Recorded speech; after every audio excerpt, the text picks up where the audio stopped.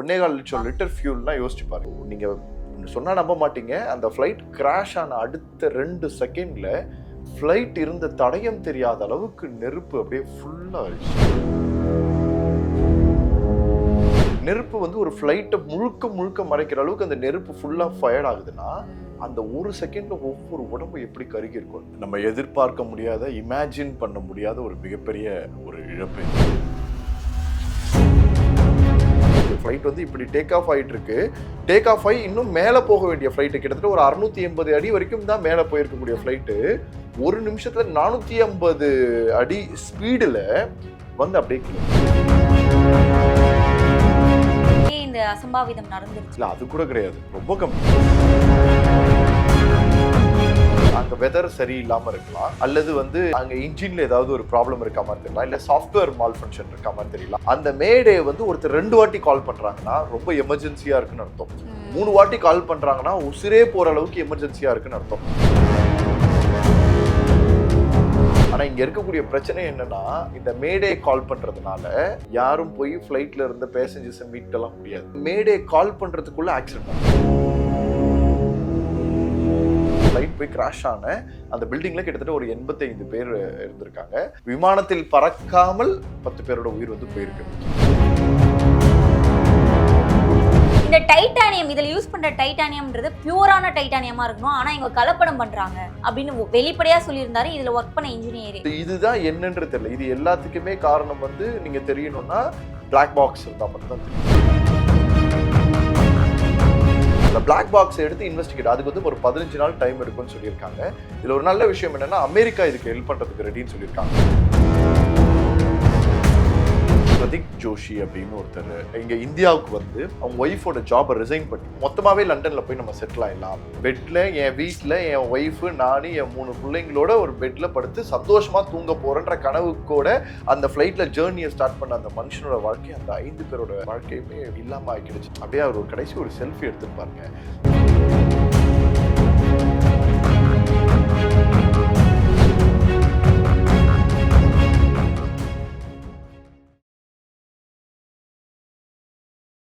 Meenakshi Academy of Higher Education and Research. Admissions open. Apply online. Powaco 5G. Best design. Best AI. Think Techno. Think Purvika. மணப்பெண்ணின் பிரத்யேகமான திருமணம். Vivaha the Chennai Silks. அறுவை சிகிச்சையில் கத்தை என்பது வரலாறு, robotic surgery என்பது இன்றைய கூறு. தங்கம் புற்றுநோய் சிகிச்சை மையம், நாமக்கல் மற்றும் கான்பூர். கிங் டிவி நேயர்களுக்கு வணக்கம். இன்று நம்முடன் இணைந்திருக்கும் சிறப்பு விருந்தினர் சோஷியல் ஆக்டிவிஸ்ட் திரு ஹரிகிருஷ்ணன் அவர்கள்.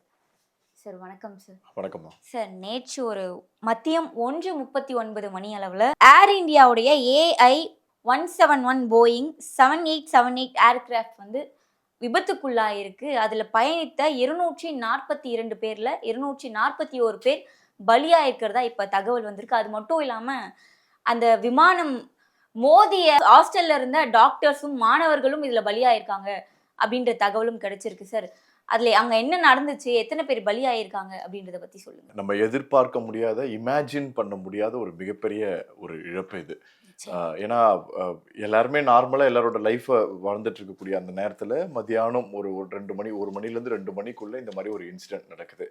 ஆக்சுவலி பார்த்தீங்கன்னா ஏற்கனவே ஃப்ளைட் வந்து கொஞ்சம் ஒரு 20 நிமிஷத்துலேருந்து 30 நிமிஷம் டிலேவாக தான் போயிருக்கு. ஏன்னா அவங்களோட செக்கிங் ப்ராசஸ், அந்த ஃப்ளைட்கான எல்லா விஷயங்களையும் ப்ராப்பராக செக் பண்ணுறதுக்கு டைம் எடுப்பாங்க. பொதுவாகவே நீங்கள் எந்த ஒரு ஏர்போர்ட்டில் எடுத்துட்டீங்கனாலும் எதை வேணாலும் ஈஸியாக மற்ற விஷயங்கள்லாம் டிரான்ஸ்போர்ட்டேஷன் ஸ்டார்ட் ஆகிடும். ஆனால் வந்து ஏர்கிராஃப்ட் ஸ்டார்ட் ஆகிறது மட்டும் அந்த மாதிரி இருக்கவே இருக்காது. பேசஞ்சர்ஸை போர்ட் பண்ணுறதுல ஆரம்பித்து ஃப்ளைட்டோட தேவையான எல்லா ஃபெசிலிட்டிஸும் உள்ளே வந்துருச்சான்றதை செக் பண்ணுறதுலேருந்து, அதோட டெக்னிக்கல் ஸ்பெசிஃபிகேஷன் இருக்கிறதான்றதுலேருந்து எல்லாத்தையும் ஒரு வாட்டி ரீகன்ஃபர்மேஷன் பண்ணாமல் ஒரு ஃப்ளைட் வந்து போர்டிங் ஸ்டார்ட் பண்ணவே மாட்டாங்க. மேபி டிலே பண்ணுறதுன்னா பண்ணுவாங்க, அல்லது வேறு ஃப்ளைட்டை கூட மாற்றுவாங்களே தவிர எந்த ஒரு டெக்னிக்கல் ஃபால்ட்டும் இல்லைன்னு தெரிஞ்சால் மட்டும்தான் ஒரு ஃப்ளைட் போர்டிங்கே ஸ்டார்ட் ஆகும். ஒன்று. ரெண்டாவது விஷயம் என்ன அப்படின்னா, நீங்கள் ஃப்ளைட் போர்ட் ஆகுறதுக்கு அப்புறமாவும் ஒரு 5-10 மினிட்ஸ் வந்து அவங்க எல்லாத்தையும் ஒரு ரீசெக் பண்ணுவாங்க. ஈவன் தோ வந்து நீங்கள் இந்த ஏசியோட கூலிங் எஃபர்ட்ஸ் வரைக்கும் ஃபுல் அண்ட் ஃபுல் வந்து ஒரு ப்ராக்ரஸ் பார்க்காம அவங்க வந்து அந்த ஃப்ளைட்ஸ் எடுக்கவே மாட்டாங்க. இது நார்மலா டொமஸ்டிக்ல இருக்கக்கூடிய ஒரு சென்னையில இருந்து கோயம்புத்தூர் போகக்கூடிய, மதுரை போகக்கூடிய 1 hour ஜேர்னில இருக்கக்கூடிய ஃபிளைட்ஸ்க்கே இவ்வளவு தூரம் பார்ப்பாங்க. ஈவன் தோ நான் ரீசெண்டா கோயம்புத்தூர் டிராவல் பண்ணும்போது அதுல ஏதோ டெக்னிக்கல் குவரிஸ் இருந்தது, அது என்னன்னு தெரியல. அடுத்த ஃபிளைட் உடனே மாத்தி கொடுத்தாங்க. ஒரு 1 hour டிலேல போச்சே தவிர நம்ம சேஃப்டியா கொண்டு போகணுன்றதுல அவ்வளவு தெளிவா இருப்பாங்க. இது வந்து லண்டனுக்கு போற ஃபிளைட். இது வந்து கிட்டத்தட்ட வந்து 10,000 கிலோமீட்டர் பயணிக்க வேண்டிய ஒரு ஃபிளைட்டு. ஸோ அதுக்காக போகும்போது இவங்களோட எல்லா செக்கிங் ப்ராசஸ்மே, அதுவும் வந்து நம்ம இந்தியாவில் ஏர் இந்தியா தான் டெக்னிக்கலி ரொம்ப ரொம்ப ஸ்ட்ராங்கான ஒரு இதுவாக சொல்லுவாங்க. ஈவன் தோ ஒரு ஒரு ஒரு நீங்கள் வந்து பைலட்கோ இருக்கட்டும், அல்லது வந்து அங்கே ஒர்க் பண்ணக்கூடிய ஸ்டாஃப்காக இருக்கட்டும், அதுக்கான கோர்சஸ் கொடுக்குறதா இருக்கட்டும், டெக்னிக்கல் கோர்சஸ்லாம் ஏர் இந்தியா ரன் பண்ணுற கோர்சஸ் தான் அதிகமாகவே ப்ரிஃபர் பண்ணுவாங்க. அந்த அளவுக்கு வந்து ஒரு பெரிய இடம் இருக்கிறது தான். கரெக்டாக என்ன ஆகுதுன்னா, அந்த ஃப்ளைட் வந்து ஸ்டார்ட் ஆகுது ஜேர்னி. ஏன்னா உண்மையிலேயே நினச்சி பார்க்க முடியல. நான் கூட ஃபர்ஸ்ட் எடுத்த உடனே ஆக்சிடென்ட் ஆகும்போது என்ன நினச்சேன்னா, ஃப்ளைட் வந்து டேக் ஆஃப் ஆகி மேலே போயிடுச்சு. ரொம்ப தூரம் மேலே போய் பறக்க ஆரம்பிச்சிருச்சு. பறக்க ஆரம்பிச்ச கொஞ்ச நேரம் கழிச்சு ஏதோ ஒரு ப்ராப்ளம்னால திருப்பி அது வந்து வேகமா கீழே விழுது. இதுதான் வந்து நம்ம நினைச்சிட்டு இருந்தோம். ஆக்சுவலி என்ன நடந்திருக்குன்னா, ஃப்ளைட் வந்து டேக் ஆஃப் ஆகுது. யூஸ்வலி ஒரு ஃப்ளைட் டேக் ஆஃப் ஆகணும்னா முதல்ல சிக்னல் கிடைக்கணும். சிக்னல் கிடைச்ச அடுத்த செகண்ட் வந்து அந்த ஃப்ளைட் வந்து மூவ் ஆக ஆரம்பிக்கும். அதுக்கப்புறமா அதோட ஓடுபாதையை நோக்கி அந்த ஃப்ளைட் வந்து போகும். அந்த ஓடுபாதையில போனதுக்கு அப்புறமா ஒரு டைம்க்கு அப்புறமா ஃப்ளைட் வந்து அப்படியே அப் ஆக ஆரம்பிக்கும். நீங்க அந்த ஜேர்னியோட எக்ஸ்பீரியன்ஸே உங்களுக்கு வந்து ஒரு மாதிரி ஃபாஸ்டா இருக்கும். ஃப்ளைட்ல உள்ள உட்காரும் போது சீட் பெல்ட் வந்து அந்த டைம்ல வந்து உங்களுக்கு கம்பல்சரி போட வச்சிருப்பாங்க. ரொம்ப ஃபாஸ்டா இருக்கும். அது அப்படியே ஃப்ளைட் டேக் ஆஃப் ஆகும். டேக் ஆஃப் ஆகி வானத்துல ஒரு ஒரு ஒரு செட்டில் ஆகக்கூடிய ஒரு ஸ்பேஸ்க்கு அது போய் சேர்ற வரைக்கும் அந்த சீட் பெல்ட் போட்டிருப்பாங்க. செட்டில் ஆனதுக்கு அப்புறமாகவும் அது கொஞ்ச நேரம் ரன் ஆனதுக்கு அப்புறமா தான் உங்களோட சேஃப்டி இதுவே நீங்க சீட் பெல்ட் ரிமூவ் பண்ணலாம், ரெஸ்ட்டும் போகலாம், தண்ணி குடிக்கலான்றதெல்லாம் கொடுப்பாங்களே. இது கரெக்டா அந்த டேக் ஆஃப் ஆகி போகக்கூடிய இப்படி போயிட்டு இருக்கு ஃப்ளைட் வந்து இப்படி டேக் ஆஃப் ஆகிட்டு இருக்கு. டேக் ஆஃப் ஆகி இன்னும் மேலே போக வேண்டிய ஃப்ளைட்டு கிட்டத்தட்ட ஒரு 680 அடி வரைக்கும் தான் மேலே போயிருக்கக்கூடிய ஃப்ளைட்டு ஒரு நிமிஷத்துல 450 அடி ஸ்பீடுல வந்து அப்படியே கீழே விழுது. விதம் நடந்துருச்சு அப்படின்னு சொல்லியிருந்தாங்க. இல்ல அது கூட கிடையாது, ரொம்ப கம்மி. ஆக்சுவலி வந்து நீங்க வந்து ஒரு 130 131 அந்த ஒரு டைம்ல எடுக்குது. ஒரு 5-7 மினிட்ஸ் தான். 138க்கெல்லாம் வந்து ஃபிளைட் கிராஷ் ஆகுது. ஆமா, மினிட்ஸ்ல சொல்றேன். அது வந்து கிராஷ் ஆகுது. அந்த கிராஷ் ஆகுற டைம் இங்க பிரச்சனை என்ன அப்படின்னு பாத்தீங்கன்னா, இதோட லாங் ஜேர்னி ஃபிளைட்ன்றதுனால இதோட இதுவே கெப்பாசிட்டி, ஃபியூல் கெப்பாசிட்டியே ஒரு 60 டன் இருக்கும்னு சொல்றாங்க. கிட்டத்தட்ட 1.25 லட்சம் ஃபியூல், 1.25 லட்சம் லிட்டர் ஃபியூல்னா யோசிச்சு பாருங்க எப்படி இருந்திருக்கும்னு. நம்ம டேங்கர் லாரி எல்லாம் இருக்க மாதிரி பல டேங்கர் லாரியை சேர்ந்த மாதிரி தான் அது. நீங்க ஒரு டன்னுன்றது வந்து ஒரு டாடா ஏசில இருக்கக்கூடிய ஃபுல் லோடு வந்து ஒரு டன், அதாவது 1000 கிலோன்னு சொல்லுவோம். இது 60 டன் அப்படின்னா கிட்டத்தட்ட 60,000 கிலோக்கு இங்க இப்போதைக்கு சொல்லக்கூடிய ஸ்டாட்ஸ் படி 1.25 லட்சம் லிட்டர் கிட்ட அங்க இருந்திருக்கும்னு சொல்றாங்க. இப்ப இந்த ஃபிளைட் போயிட்டு ஒரு இடத்துல கிராஷ் ஆகும்போது அங்கிருந்து வரக்கூடிய ஸ்பார்க்கோ, அங்கிருந்து வரக்கூடிய அந்த ப்ராக்ரஸ் என்ன ஆகுதுன்னா, அந்த ஃபியூலோட இடத்தையும் தாக்கும் போது நீங்க சொன்னா நம்ப மாட்டீங்க, அந்த ஃபிளைட் கிராஷ் ஆன அடுத்த 2 செகண்ட்ல ஃபிளைட் இருந்த தடயம் தெரியாத அளவுக்கு நெருப்பு அப்படியே ஃபுல்லா ஆயிடுச்சு.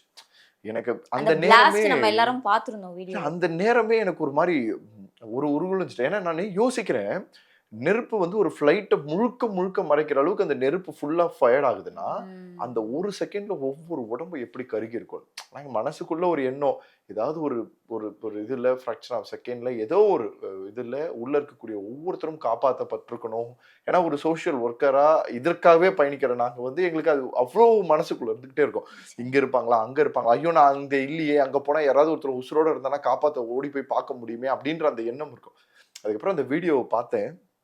அப்படியே யாரு முகம், யாரு உடல், யாரு சைஸ், அதான் அதாவது என்ன சொல்றதுன்னா, எப்படி அதை சொல்றதுன்னு தெரியல.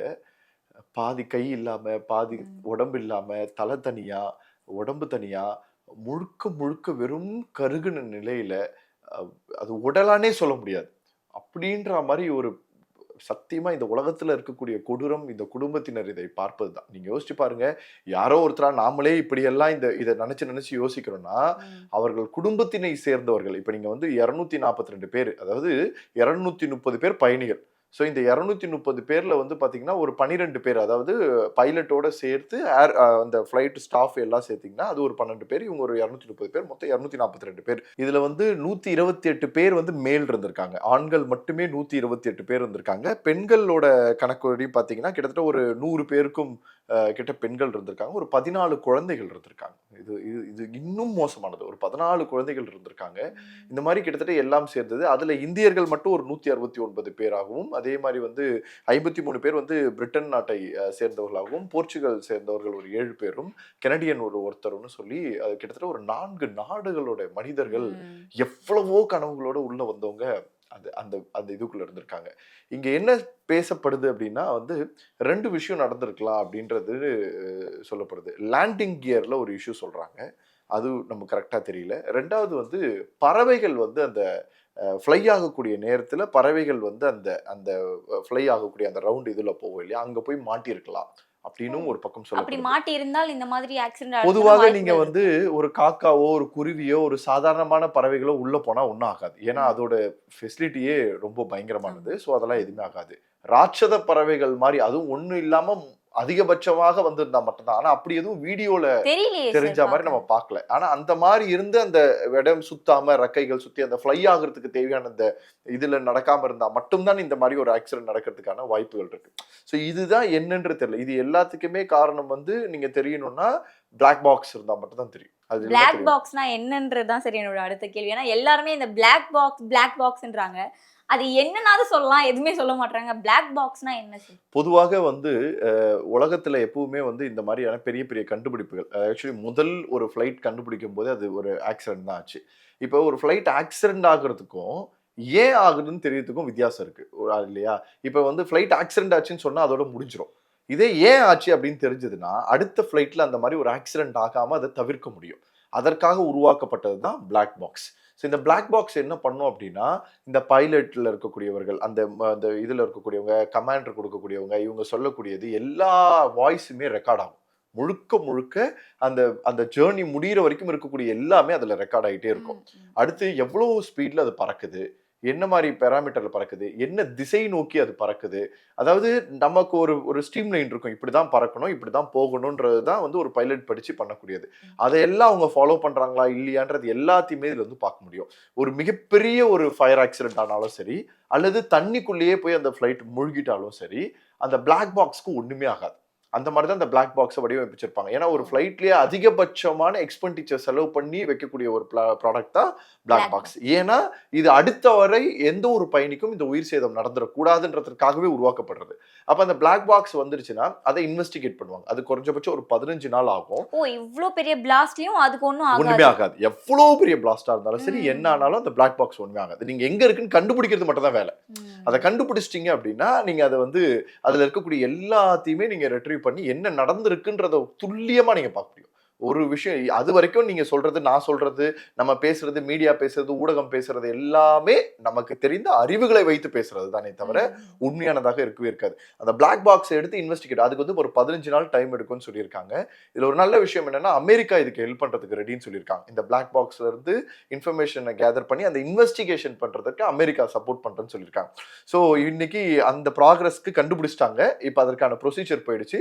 ஒரு 15 நாள் ஆகும். ஒரு 15 நாள் கழிச்சு அதோட ஆக்சுவல் ஸ்டேட்டஸ் என்ன நடந்திருக்கும் அப்படின்றத தெரிஞ்சுப்பாங்க. சரி, இந்த பிளேன் கிராஷ் ஏற்படுறதுக்கு ஒரு சில நிமிடங்களுக்கு முன்பாகவே விமானி சுமித் அவர்கள் வந்து மேடே மேடே அப்படின்னு சொன்னதை 3 வாட்டி சொன்னதா இது சொல்லியிருந்தாங்க. மேடே அப்படின்னா என்ன சார்? இது வந்து அயல்நாட்டிலிருந்து வந்த ஒரு பெயர் தான். மேடர்னு சொல்லுவாங்க. ஆக்சுவலி நம்ம இதுல வந்து மேடே அப்படின்னு சொல்லும் போது வந்து எனக்கு உதவி தேவைன்றத ஒரு சிம்பாலிக்கா சொல்லக்கூடியது தான் மேடேன்னு சொல்லுவோம். யூஸ்வலி இப்ப பயணிகள் வந்து பயணிக்க ஆரம்பிக்கும் போது ஒரு பைலட் வந்து அதை ஆப்ரேட் பண்ணும்போது ஏதோ ஒரு காரணங்கள் இருக்கலாம். இப்போ ஃபார் எக்ஸாம்பிள் வந்து அங்க வெதர் சரியில்லாம இருக்கலாம், அல்லது வந்து அங்க இன்ஜின்ல ஏதாவது ஒரு ப்ராப்ளம் இருக்க மாதிரி தெரியலாம், இல்ல சாஃப்ட்வேர் மால் ஃபங்க்ஷன் இருக்க மாதிரி தெரியலாம், இல்ல இவங்க ப்ரெஸ் பண்ணக்கூடிய யூஸ் பண்ணக்கூடிய அந்த எதுவுமே சரியா ஒர்க் ஆகாம இருக்கலாம். எனிதிங் ஏதாவது ஒரு டிஃபீட் இருந்ததுன்னா அப்ப அந்த விமானத்தில் பயணிக்கக்கூடிய அந்த பயணங்களை கொண்டு போகக்கூடிய அந்த கேப்டனா சொல்லப்படுற பைலட் வந்து மேடே கால் பண்ணுவாங்க. ஸோ மேடே கால் பண்ணாங்கன்னா அவர்களுக்கு ஏதோ ஒரு உதவி தேவைப்படுகிறது என்பதை இங்கிருந்து கட்டுப்பாட்டுக்குள்ள இருந்து பார்க்கக்கூடியவர்கள் அதை வந்து உணர்ந்துப்பாங்க. ஆனா அந்த மேடே வந்து ஒருத்தர் 2 வாட்டி கால் பண்றாங்கன்னா ரொம்ப எமர்ஜென்சியா இருக்குன்னு அர்த்தம். 3 வாட்டி கால் பண்றாங்கன்னா உசிரே போற அளவுக்கு எமர்ஜென்சியா இருக்குன்னு அர்த்தம். இதுல இங்க ஒரு பெரிய விஷயம் என்னன்னா, பொதுவாக மேடே கால் பண்றதுக்குள்ள ஆக்சிடென்ட் நடந்துடும். மேடேவே கால் பண்ண முடியாது. அந்த அளவுக்கு ஒரு இது இருக்கும். இப்ப கூட விமான பயணியை வந்து நிறைய பேர் சொன்னாங்க, அந்த பைலட் வந்து எக்ஸ்பீரியன்ஸ் இல்லாம இருக்கலாம் அப்படி இப்படின்னு. 8200 மணி நேரங்களுக்கு மேல பயணிச்ச ஒருத்தர். 2 பேருமே பயங்கர எக்ஸ்பீரியன்ஸ் ஆனவங்க. 1700 ஃபிளைட் மேல போனவங்க, பயங்கரமான எல்லா வகையிலுமே எக்ஸ்பீரியன்ஸ் இருக்கவங்க. இன்னும் சொல்ல போனா இந்த செகண்ட் நம்ம பேசிட்டு இருக்கக்கூடிய அந்த நிமிஷத்துல ஆக்சிடென்ட் நடக்க போகுதுன்னு தெரியுற அந்த நேரத்துல கூட அவர் மேடே வந்து 3 வாட்டி எமர்ஜென்சி கால் பண்ணியிருக்காரு. ஆனா இங்க இருக்கக்கூடிய பிரச்சனை என்னன்னா, இந்த மேடே கால் பண்றதுனால யாரும் போய் ஃப்ளைட்ல இருந்த பேசஞ்சர்ஸை மீட்கலாம் முடியாது. மேடே கால் பண்ணாங்கன்னா என்ன நடக்கும்னா, இந்த ஃப்ளைட் எங்க பறந்துட்டு இருக்கு, அடுத்து இந்த ஃப்ளைட் எங்க லேண்ட் ஆகும், அது வந்து கீழே விழ போதா அல்லது லேண்ட் ஆக போதா, அப்படி லேண்ட் ஆகக்கூடிய இடத்த துல்லியமா கணிச்சு ரெஸ்கியூ டீம் அந்த இடத்துக்கு அனுப்புவாங்க. எதுக்கு அனுப்புறாங்கன்னா, போய் அந்த இருக்கக்கூடிய பயணிகளை காப்பாத்துறதுக்கு அனுப்புவாங்க. என்ன வேணாலும் நடக்கலாம், அவங்க உயிரோடையும் அந்த அந்த விமானம் வரலாம் அல்லது வேற ஏதாவது நடக்கலாம். அப்ப நீங்க ரெஸ்கியூ டீம் அங்க போய் ரெடியா இருந்துக்கோங்க. எமர்ஜென்சியா உடனே அவங்களுக்கு தேவையான எல்லா ஃபெசிலிட்டிஸுமே அரேஞ்ச் பண்ணுங்க, ஆம்புலன்ஸ் அரேஞ்ச் பண்ணுங்க, ஃபயர் என்ஜின் அரேஞ்ச் பண்ணுங்கன்ற அலர்ட் பண்ற ஒரு மாடலா தான் மேடே வந்து இருக்குமே தவிர வேற எதுவும் உள்ள போய் எதையுமே சரி பண்ண முடியாது. இதுதான் அதோட மெயின் ப்ராசஸே. நீங்க நிறைய இடத்துல பார்த்திருப்பீங்க. நம்ம திருச்சியில கூட ரீசெண்டா ரொம்ப நேரமா வந்து வட்டம் அடிச்சுக்கிட்டே இருந்ததெல்லாம் கேள்விப்பட்டிருப்பீங்க. ஸோ ஒரு சிக்னலும் ஒரு ப்ராக்ரஸும் ஒரு கமாண்டிங் லைன்ல இருந்து கிடைக்காத வரைக்கும் பைலட் அடுத்த விஷயத்தை எடுத்து பண்ணவே மாட்டாங்க. அதை ப்ராப்பரா எக்ஸிக்யூட் பண்ணி பயணிகளோட சேஃப்டியை மட்டும்தான் என்ஷூர் பண்ணுவாங்க. ஸோ அதைத்தான் அவங்க முழுக்க முழுக்க வந்து வச்சிருப்பாங்க. யாராவது ஒருத்தர் வந்து நானும் சாகணும், வந்திருக்கவங்களும் சாகணும்னு நினைச்சு வேண்மிட்டே பண்றதுக்கு வாய்ப்புகள் கிடையாது. அதே மாதிரி 98% டெக்னிக்கலி ப்ராப்ளம் வர்றதுக்கும் சான்சஸ் இல்லை. ஏன்னா இது வந்து இந்த ரக விமானம் வந்து பாத்தீங்கன்னா இருக்கிறதுலே சேஃபஸ்ட் ரக விமானமாக பேசப்பட்டு வர்றது. இது அதற்காகத்தான் இதுக்கான ஃபெசிலிட்டிஸ், அதுக்கான பணம் கிணம் எல்லாமே பெருசாகவே வாங்குறாங்க. ஆனா அப்படி இருக்கும் போதும் இந்த ஒரு விஷயம் நடந்திருக்குன்னா, அது டெக்னிக்கலை தாண்டி ஹியூமன் இன்டர்ஃபேஸ்ல ஏதோ ஒரு இஷ்யூஸ் இருந்திருக்கலாம், யாராவது ஒருத்தர் சரியா பார்க்காம இருந்திருக்கலாம், ஏதாவது நடந்திருக்கலாம். அதான் இது எல்லாமே வந்து நமக்கு அந்த பிளாக் பாக்ஸோட ஓப்பன் ரிவீல் பண்ணும்போது மட்டும்தான் நமக்கு தெரியும். சரி, இப்போ இந்த விமானத்துல பயணம் செஞ்ச 242 பேர்ல ஒருத்தர் வந்து அதிர்ஷ்டவசமா உயிர் தப்பிட்டாரு. ஒரு பெண்மணி விமானத்திலே ஏறாம உயிர் தப்பிட்டாங்க. இதுல இப்போ இறந்தவர்களுடைய எண்ணிக்கையை தான் சொல்லிட்டு இருக்காங்க. சார், விமானத்துல இவ்வளவு பேர் போனாங்க, அங்க இவ்வளவு பேர் இறந்திருக்காங்க அப்படின்னு. ஆனா இந்த விமானம் மோதி அந்த ஹாஸ்டல்ல பாதிக்கப்பட்டவங்களுடைய மாணவர்களோ டாக்டர் பத்தின எந்த விவரங்களும் வரல. ஊர் மக்களுக்கு என்ன ஆச்சு அப்படின்ற எந்த விவரமும் இது வரைக்குமே வெளியே சொல்லவே இல்லையே சார். ஆக்சுவலி அதுதான் நம்ம என்ன பண்றோம்னா, அந்த விமானத்துல ஒருத்தவங்க ஃபிளைட்ல பணம் டிக்கெட் ஏறி போயிட்டாங்க, அதுல மேல போயிருந்தாங்க, அவங்களுக்கு கிராஷ் ஆச்சு, என்ன நடந்திருக்குன்றது மட்டும் தான் நாம பாக்குறோம். நீங்க யோசிச்சு பாருங்க, அதே நேரத்துல ஒரு ஒரு ஒரு நம்ம வீட்டுல இருக்கோம், நம்ம மத்தியானம் லஞ்சு குடும்பமா ஒரு 15 பேர் ஒன்று சேர்ந்து சாப்பிட்டுட்டு இருக்கும்போது தினோன்னு யாரோ ஒருத்தவங்க வந்து நம்ம வீட்டு மேல குண்டு போட்டாங்க. எந்த ஒரு எதிர்பார்ப்பும் இல்லாம நான் என்னடா செவனேன்னு உட்காந்துட்டு இருந்தேனேன்ற நினைக்கிற நிலைமை தான் அங்க இருக்கக்கூடிய அந்த அரசுன்னு சொல்ல ஒரு அந்த அந்த காலேஜோட ஹாஸ்டல்ல கிட்டத்தட்ட அந்த ஹாஸ்டல்ல வந்து பாத்தீங்கன்னா 85 பேர் கிட்ட இருந்திருக்காங்க. அந்த பில்டிங், அதாவது அந்த ஃபிளைட் போய் கிராஷ் ஆன அந்த பில்டிங்ல கிட்டத்தட்ட ஒரு 85 பேர் இருந்திருக்காங்க. அதுல வந்து யூஜி படிக்கிறவங்க, பிஜி படிக்கிறவங்கன்னு 2 வகையான ஸ்டூடெண்ட்ஸும் இருந்திருக்காங்க. அது என்ன இடம்னா, பசங்க வந்து சாப்பிட்றாங்க, அதாவது மெடிசன்ஸ்க்காக தன்னை ப்ரிப்பரேஷன் பண்ணிக்கிட்டு ஒரு மருத்துவர் ஆகிறதுக்காக தயார்படுத்திருக்கக்கூடிய மாணவர்கள், முழு நேரமும் தன்னை அதில் ஈடுபடுத்திருக்கக்கூடியவங்க, தனக்கான ஒரு 1/2 மணி நேரம் 1 மணி நேரம் பிரேக் எடுக்கக்கூடிய இடம் தான் அது. உண்மையிலேயே வந்து இந்த லஞ்சு சாப்பிட்றதை தாண்டி கடைசி அவங்களோட 5 நிமிடம் 10 நிமிடம் தான் உண்மையான மனதார உரையாடல் பண்ணக்கூடிய நேரம். ஆக்சுவலி இந்த 1:38 நேரம்ன்றது வந்து முடிஞ்ச அந்த 10 நிமிஷத்தை வரக்கூடிய அவங்க சாப்பிட்டு கையெல்லாம் கழுவிட்டு சந்தோஷமா இன்னைக்கு காலையில இருந்து நான் என்ன பண்ணேன், எங்க வீட்டுல என்ன இருந்தது அப்படின்னு ஒரு தங்கையாக, அண்ணனாக, நண்பராக உறவு அந்த இடத்த பேசக்கூடிய அந்த நேரத்துல தான் இந்த கிராஷ் நடந்திருக்கு. ஹாஸ்டல்ல இருந்த யாருக்குமே தெரிஞ்சிருக்காதுல்ல சார். நம்ம இப்போதைக்கே வந்து பாத்தீங்கன்னா எந்த எதிர்பார்ப்பும் இல்லாமல் சாப்பிட்டுட்டு இருந்தவங்களும் அந்த 85 பேர்ல 10 பேர் இறந்துட்டாங்கன்றதே அதிகாரப்பூர்வமாக வந்திருக்கு. கிட்டத்தட்ட 10 பேரோட உயிர் வந்து விமானத்தில் பறக்காமல் 10 பேரோட உயிர் வந்து போயிருக்கு. இது இல்லாம வந்து பாத்தீங்கன்னா ஒரு 50 பேர்கிட்ட வந்து நல்ல காயம், நல்ல உடம்பு ஃபுல்லா எல்லாமே அடிபட்டிருக்கு. 25 பேர் சீரியஸா ஹாஸ்பிட்டல் அட்மிட் ஆயிருக்காங்க. நம்ம வீடியோல பார்த்த எல்லா அட்மிஷனுமே இந்த கட்டிடங்களுக்குள்ள இருந்த அடிப்பட்ட மாணவர்களுடைய இதுதான். அந்த மாணவர்கள் அப்புறம் அவங்களுக்கு உணவு பரிமாறின அவங்களோட ஸ்டாஃப் அது. இது இல்லாமல் அந்த கட்டிடம் தாண்டி அந்த மருத்துவ கட்டிடங்கள் தாண்டி அந்த சுத்தி இருக்கக்கூடிய வீடுகள் பல இடங்கள்லயும் பல சேதாரங்கள் இருக்கும். நீங்க யோசிச்சு பாருங்க, நார்மலா நமக்கு ஒரு பூகம்பம் ஷேக் மாதிரி நடந்துச்சு அப்படின்னாலே பில்டிங்கோட ஸ்டெபிலிட்டி போய் ஒரு பெரிய பாதிப்பை ஏற்படுத்தும். ஒரு ஒரு கிராஷ் நடக்குது, அதோட நெருப்பு வந்து அப்படியே ஃபுல்லா பரவுது, அது அவ்வளோ பெருசா தெரியுதுன்னும் போது பக்கத்துல இருக்கக்கூடிய எத்தனை வீடுகளுக்குள்ள அது சேதாரத்தை உருவாக்கி இருக்குன்றது நமக்கு தெரியாது. இன்னைக்கு நீங்க போய் ஒரு 5 நாள் கழிச்சு அந்த இடத்தெல்லாம் நீங்க பாத்தீங்கன்னா தான் அதுல இருக்கக்கூடிய பல பில்டிங் வந்து ஸ்டெபிலிட்டி போயிருக்கும், பல இடங்கள் வந்து பாதிக்கப்பட்டிருக்கும். அதுவும் ஏர்போர்ட்ல இருந்து அது பக்கத்துலயே இருக்கிறதுனால அதோட மொத்த ப்ராசஸ்மே கிராஷ் தான். எனக்கு தெரிஞ்சு மருத்துவ பில்டிங் தாண்டி மட்டும் இல்லாமல் பல உயிர்கள் போறதுக்கான வாய்ப்புகள் இருக்கு. ஸோ அப்படின்னு பார்த்தோம்னா இப்போ வரைக்கும் அதிகாரப்பூர்வமாக 250 உயிர்களுக்கு மேல இப்போ வரைக்கும் போனது நமக்கு தெரிய வருது. மற்றவர்களும் நல்லபடியாக காப்பாற்றப்படணுன்றது தான் நம்மளுடைய எண்ணமே தவிர வேற எதுவும் இல்லை. பட் இந்த மாதிரியான ஒரு இன்சிடென்ட் வந்து எதிர்பார்க்க முடியாது, யாரையுமே குறை சொல்ல முடியாது. எதுவுமே நடக்காம ஒரு எதிர்பார்க்கறதா மனசுக்கு மிகப்பெரிய வருத்தத்தையும் வேதனையும் தருது. ஏன்னா மெடிசன் ஸ்டூடெண்ட்ஸ் வந்து இப்போ நீங்க இவர்கள் ஃப்ளைட்ல பாதிக்கப்படுறவங்க மட்டும் இல்லை, எக்காரணத்துக்கு கொண்டாக எந்த மாதிரியான நோய்களாக இருந்தாலும் எதனால பாதிக்கப்படுற மனிதர்களாக இருந்தாலும் அவரை காப்பாற்றக்கூடிய உலகத்தில் வாழக்கூடிய கடவுள்கள் தான் மருத்துவர்கள்.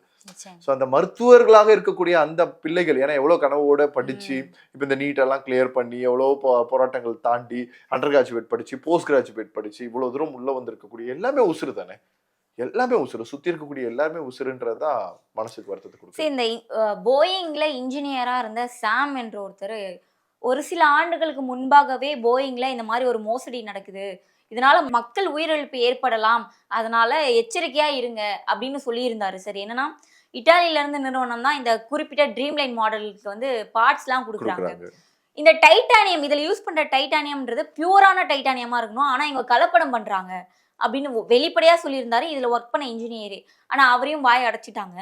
இப்ப இவ்வளோ ஒரு பெரிய சம்பவம் நடந்திருக்கு, இதற்கு முழுக்க முழுக்க போயிங் நிறுவனம் பொறுப்பேற்குமா சார்? இல்ல, இது வந்து என்கொயரி பண்ணாம சொல்ல முடியாது. இப்ப ஒருத்தரோட குற்றச்சாட்டு இப்ப நான் கூட சொல்றேன்றதுக்காக அது உண்மையா இருக்கணும்னு அவசியம் கிடையாது. நம்ம வந்து அறிஞ்சு பார்க்கணும். நம்ம 2 விஷயத்தை நீங்க யோசிச்சு பாருங்க. இப்ப ரீசெண்டா கூட வந்து பாத்தீங்கன்னா என்ன ஆச்சுன்னா, எலக்ட்ரிக்கல் ப்ராப்ளம் வந்து இந்த மாதிரியான போயிங் ரக விமானத்துல இஷ்யூஸ் வந்ததுன்னு சொல்லி ரீசெண்டா வந்துச்சு. எல்லா விமானத்தையும் ரிட்டர்ன் கொடுத்தாங்க. ரிட்டர்ன் கொடுத்து அது எல்லாத்தையும் சரி செய்து சரியான ஒரு விமானங்களாக ரிட்டர்ன் வந்தோடனே தான் எடுத்துக்கிட்டாங்க. இது நடந்திருக்கு. இந்த மாதிரி வந்து டெக்னிக்கலியோ இல்லை ப்ராப்ளமோ இல்லை நமக்கு வேண்டிய அந்த ஸ்பெசிஃபிகேஷன் இல்லாததாக இருந்தால் அந்த இடத்துலயே அவங்க அப்ரூவலே கொடுக்க மாட்டாங்க. ஸோ இது எப்பவுமே ரகமாக பார்க்கக்கூடிய ஒரு விஷயம் தான். பட் அவர் சொன்னதற்கு அப்புறமாக நிறைய மாற்றி அமைக்கப்பட்டிருக்கலாம், அது நமக்கு தெரியாது இல்லையா, அது எப்பயோ நடந்தது. நீங்க 30 வருஷத்துக்கு முன்னாடி பெங்களூர்லயும் இதே மாதிரி ஒரு கிராஷ் நடந்துச்சு. ஸோ பெங்களூர்ல இருக்கக்கூடிய ஒரு விமானம் இந்த மாதிரி பறந்து வேகமாக போய் அதே மாதிரி திருப்பி மண்ணில் விழும்போது, அப்போ இந்த மாதிரி பில்டிங் கிடையாது, எரும மாடெல்லாம் வச்சு மாடுகள்லாம் வச்சு விவசாயம் பண்ணிட்டு இருக்கக்கூடிய ஒரு வயதானவர்கள் இருக்கக்கூடிய இடத்துல அது மோதி அந்த அந்த விலங்கினங்கள் எல்லாமே உயிரிழந்த சோகமும் ஒரு 30 வருஷத்துக்கு முன்னாடி நடந்திருக்கு. இது இப்ப நடந்திருக்கு. இது மாதிரி நடுவில் இன்னொரு கிராஷும் நடந்திருக்கு. அப்ப கடைசியான ஒரு 50 வருஷத்துல மட்டும் ஒரு 3-4 ஆக்சிடென்ட்ஸை நம்ம பார்க்க முடியுது அப்படின்னா, அப்ப ஏதோ ஒரு இடத்துல ஏதோ ஒரு தவறுகளை நம்ம செய்யறோன்றதை நம்ம ஒத்துக்கிட்டு தான் ஆகணும். அதுல இருந்து நம்ம பின்வாங்க முடியாது. ஆனா அந்த தவறுகள் டெக்னிக்கலி காம்ப்ரமைஸ் ஆகுறதுனால வருதா அல்லது ஹியூமன் இன்டர்ஃபேஸ்ல இருக்கக்கூடிய இதனால வருதான்றது நமக்கு தெரியாது. இப்ப நீங்க இன்னும் ரொம்ப எக்ஸாம்பிளா சொல்லணும் அப்படின்னா, நம்ம தனுஷ் நடிச்ச ஒரு படம் நடந்தது. அந்த ட்ரெயின்லயே போகக்கூடிய ஒரு படத்துல பாத்தீங்கன்னா, ஃபேமிலியில ஏதோ ஒரு அந்த நடிகர் வந்து பேசிக்கிட்டே என்ன பண்ணுவாரு, அந்த பிரேக் எல்லாம் கரெக்டா செக் பண்ணாம விட்டுருவார். அந்த ப்ராப்ளம் ஒண்ணு இருக்கும். அப்ப நடுவுல வந்து ஒரு மாடோ ஏதோ ஒரு விலங்கினம் உள்ள வரும்போது அந்த பைலட்க்கு வந்து ஹார்ட் ப்ராப்ளமோ ஏதோ ஒன்று வரும். அந்த எமர்ஜென்சி சிஸ்டம்லாம் அந்த டைம்ல ஒர்க் ஆகாது. ஒரு பெரிய இதுனால ஒரு ஆக்சிடென்ட்டே நடந்துடும். ஸோ அதனால வந்து பாத்தீங்கன்னா அந்த ட்ரெயினுக்கான பெரிய இஷ்யூஸே நம்மளால பார்க்க முடியும். இது ஏன் சொல்றேன் அப்படின்னா, சின்ன சின்ன விஷயம் என்னதான் டெக்னிக்கலி நீங்க எல்லாத்தையும் டெவலப் பண்ணி வச்சிருந்தாலும் அந்த டெக்னிக்கல் ப்ராசஸ் வந்து ப்ராப்பரா ஃபங்க்ஷன் ஆகுதா இல்லையான்றத வந்து ஒரு ஹியூமன் இன்டர்ஃபேஸ் இல்லாம பார்க்க முடியாது. ஸோ அந்த இடத்தையும் நம்ம இங்க பார்க்க வேண்டியது இருக்கு. டெக்னிக்கல் கிளிச்சியும் நம்ம சால்வ் பண்ண வேண்டிய சுச்சுவேஷன்ல தான் நம்ம இருக்கும். சரி, இந்த விமான பயணத்துல வந்து குஜராத்தினுடைய எக்ஸ்-சிஎம் விஜய் ரூபானி அவர்கள் இருந்திருக்காங்க. அவர்களுடைய மகளை பார்க்க போயிருக்காங்க லண்டன்ல. அது மட்டும் இல்லாம ஒரு குடும்பமே போய் இறந்து போயிருக்காங்க. பல குடும்பங்கள் இதனால இறந்து போயிருக்காங்க சார். இதை தான் இப்போ சோஷியல் மீடியாவில் இதை வீடியோ போட்டு தான் ரொம்ப பார்க்கவே ஒரு மன வருத்தமாக இருக்குது.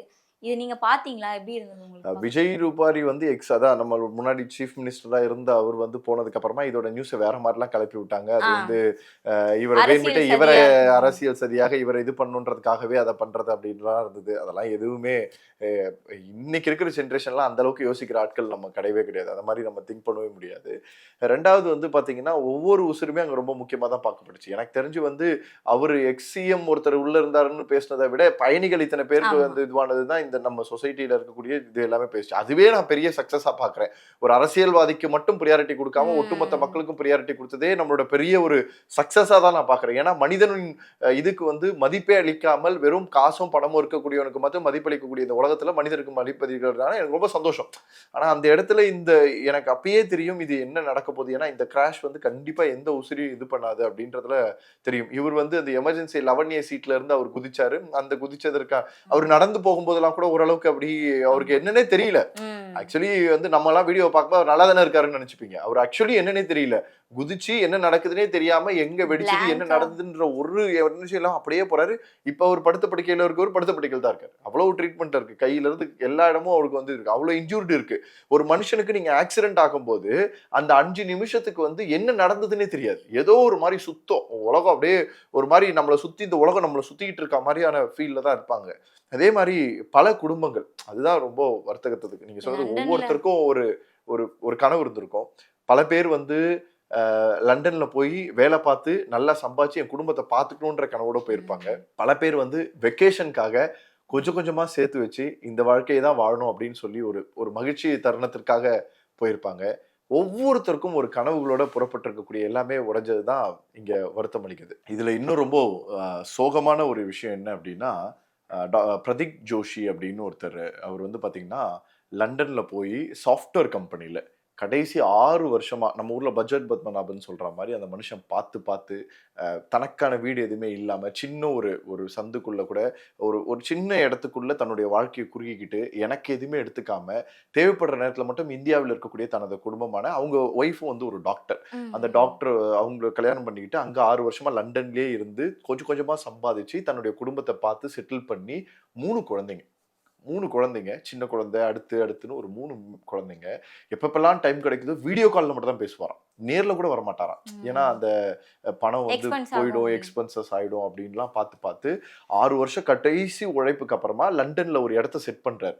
தான் குடும்பத்தோட சந்தோஷமா வாழணும், என் மனைவி குழந்தைங்களோட வாழணும், மொத்தமாவே லண்டன்ல போய் நம்ம செட்டில் ஆயிடலாம் அப்படின்னு சொல்லி எல்லா பிளானும் பண்ணி இங்க இந்தியாவுக்கு வந்து அவங்க ஒய்ஃபோட ஜாபை ரிசைன் பண்ணி ஆக்சுவலி இந்த ஆக்சிடென்ட் நடந்த ஒரு 2 நாளைக்கு முன்னாடி தான் ஜாப் அவங்க ரிசைன் குவிட் பண்ணிட்டு வீட்டில் இருக்கக்கூடிய எல்லாத்தையும் பேக் பண்ணிட்டு குடும்பமா நம்ம சந்தோஷமா நம்மளோட முதல் வாழ்க்கையை ஊர்ல போய் ஒண்ணா ஆரம்பிப்போம். திருமணமாகி இவ்வளவு வருஷங்கள் கழிச்சு நம்மளோட வாழ்க்கையை ஒண்ணா ஆரம்பிப்போம் அப்படின்ற ஒரு மிகப்பெரிய சந்தோஷத்தோட அந்த மனுஷன் அவரோட மனைவி 3 குழந்தைகள் அப்படியே அவர் ஒரு கடைசி ஒரு செல்ஃபி எடுத்திருப்பாருங்க.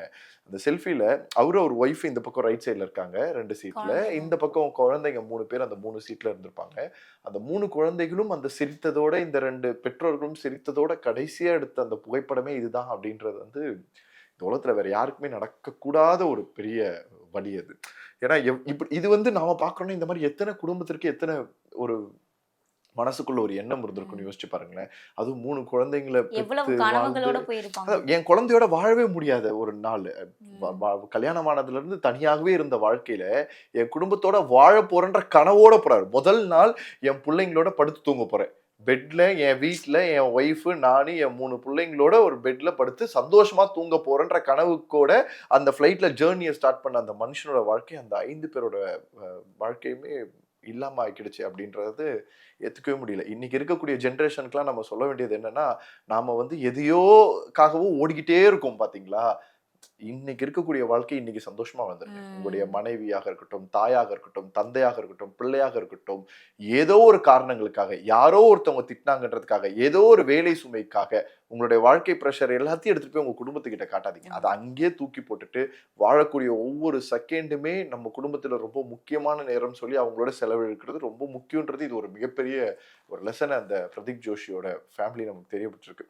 நான் யோசிக்கிறது இப்ப நம்ம அண்ணனோ நம்ம குடும்பமோன்ற மாதிரி தான் நான் யோசிக்கிறேன். எப்படி இருந்திருப்பாங்க அந்த கருகிய உடலோட அங்க இருக்கக்கூடிய உடம்புகளை நான் பார்க்கும்போது இந்த குழந்தை உடம்பு எப்படி இருந்திருக்கும், அது எப்படி அந்த குழந்தை தாங்கி இருக்கும் அப்படின்ற அந்த எண்ணம்லாம் சத்தியமா வேற யாருக்குமே வரக்கூடாது. சரி, டாடா குழுமம் இப்போ இறந்தவர்களுடைய குடும்பத்திற்கு 1 கோடி இதை வந்து நிவாரணம் கொடுக்கறதா சொல்லியிருக்காங்க. அது மட்டும் இல்லாமல் பாதிக்கப்பட்ட அந்த ஹாஸ்டலுக்குமே கட்டி கொடுக்கறதா சொல்லியிருக்காங்க.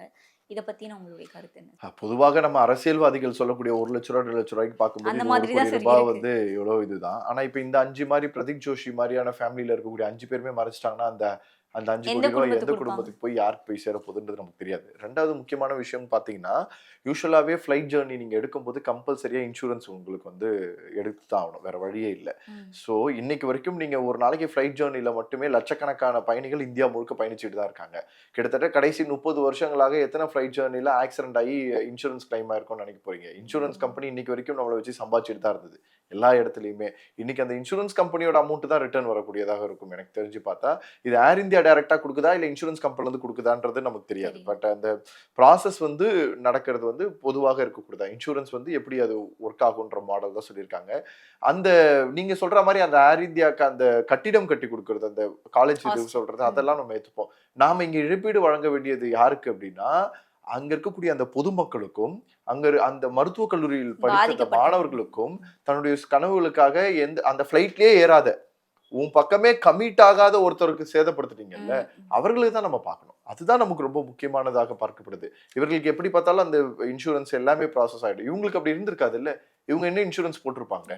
ஸோ அவர்களுடைய வாழ்க்கை, அவர்களுடைய குடும்பத்தோட வாழ்க்கை, இப்போ ஒரு ஒரு ஒரு ஒரு சாதாரணமான கூலி வேலை பார்க்கக்கூடிய ஒரு அப்பா அம்மா கஷ்டப்பட்டு தான் பிள்ளைய கொஞ்சம் கொஞ்சமா சேர்த்து வச்சு தான் உணவு சாப்பிடாம எல்லா வழிகளையுமே தாங்கி தான் பிள்ளைய படிக்க வச்சு ஒரு மருத்துவர் ஆகணும்னு ஆசையோட பார்த்துட்டு இருந்து போஸ்ட் கிராஜுவேட் வரைக்கும் வந்து அடுத்த ஒரு 2 வருஷத்துல 10 வருஷம் மருத்துவ படிப்புக்காக ஒரு சுமையை சுமக்கக்கூடிய இந்த உலகத்துல அந்த கடைசி 2 வருஷம் முடிச்சுட்டு வெளில வர போறாங்கன்னு சந்தோஷமா இருக்கக்கூடிய அந்த நேரத்துல அவங்க உசுரோடவே இல்லைன்னா அந்த அப்பா அம்மாக்கு எப்படி இருக்கும்? அப்ப நாம பார்க்க வேண்டியது அவங்களதான். ஸோ அவர்களை வந்து பார்க்கணும்னு நினைக்கிறேன். இருந்தாலும் இது வரவேற்கத்தக்கது. ஆனா காசு எந்த ஒரு உசுருக்குமே ஈடு இணையாக ஆகவே ஆகாது. ஒருவேளை அவர்கள் இருந்திருந்து அவங்க குடும்பத்தை பாதுகாப்பதற்கு என்னென்னலாம் செஞ்சிருப்பாங்களோ அதற்கு இந்த பணம் மேபி பக்கபலமாக இருந்திருக்கும். ஆனா இந்த மாதிரி 5 பேர் இழந்தவங்களோட வீடு, மொத்த குடும்பமே இழந்தவங்களோட வீடு எப்படி இருந்திருக்கும்ன்றது யோசிக்கவே தெரியல. சரி, இந்த அகமதாபாத் பிளேன் கிராஷ் குறித்து ஒரு பல தெரியாத தகவல்கள் பத்தி ஷேர் பண்ணீங்க. தொடர்ந்து பேசலாம் சார். நன்றி. மகிழ்ச்சி. Meenakshi Academy of Higher Education and Research. Admissions open. Apply online. Powaco 5G. Best design. Best AI. Think Techno. Think Purvika. மணப்பெண்ணின் பிரத்யேகமான திருமணம். Vivaha The Chennai Silks. அறுவை சிகிச்சையில் கத்தை என்பது வரலாறு. ரோபோட்டிக் சர்ஜரி என்பது இன்றைய கூறு. தங்கம் புற்றுநோய் சிகிச்சை மையம், நாமக்கல் மற்றும் கான்பூர்.